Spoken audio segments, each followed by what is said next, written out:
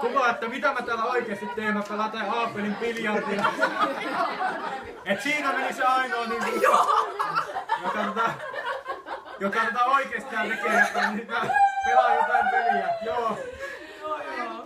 Ja sit sä tuut, joku vielä kommentoi, että täällä ollaan kovassa työn touhussa, sitten mua kun Pasi on siinä auki.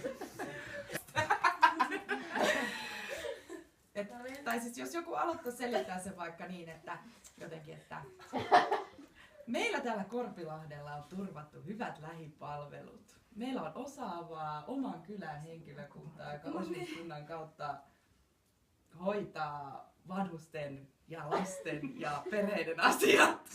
Kaikessa tässä korostuu yhteisöllisyys. Kyllä. En mä vielä sanoa. Joku huutaa se taustalta, joo.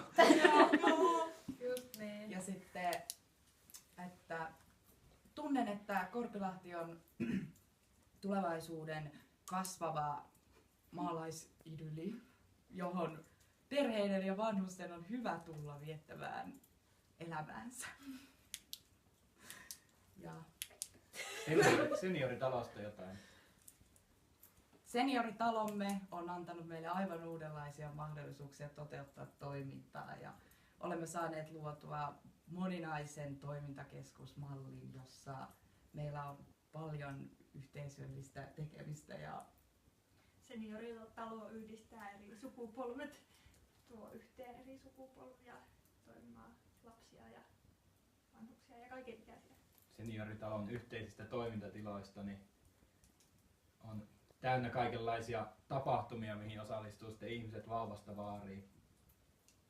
Ja täällä maalla pitää muistaa maanläheisyys ja omavaraisuus, puutarhanhoito.